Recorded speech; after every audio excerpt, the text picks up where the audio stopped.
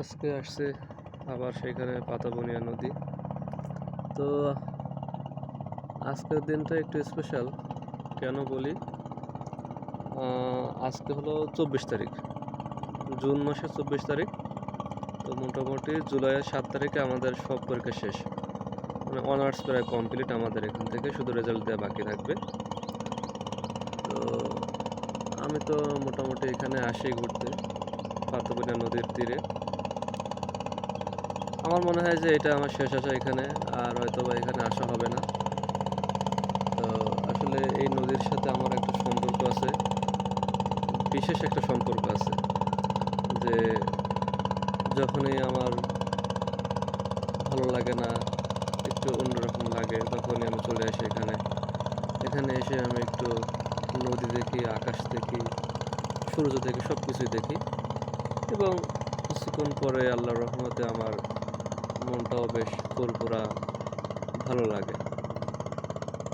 তো আসলে আপন বলতে ইউনিভার্সিটি লাইফে আমার এটাই বলা যায় যে সবচেয়ে বেশি একটা আপন। এখানে এসে আমি আমার মানসিক শান্তি পাইছি। তো এই জন্য এটা আমার কাছে একটা বেস্ট একটা প্লেস। যদিও এটা যে খুব বেশি সুন্দর ওইরকমও না, তো তারপরও আর কি আমার কাছে এটা জায়গাটা বেশ ভালো লাগে। তো অবশ্য আজকের আবহাওয়াটা অতটা ভালো না।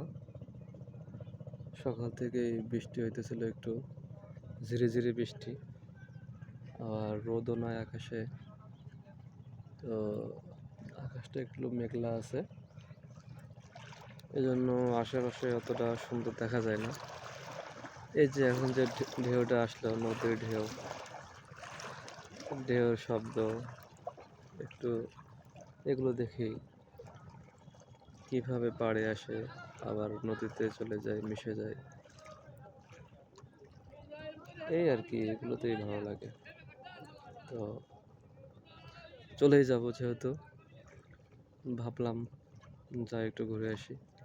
অনেক দিন পরে আজকে আবার আসছি, অনেক দিন পরে। তো এটাই, গুড বাই।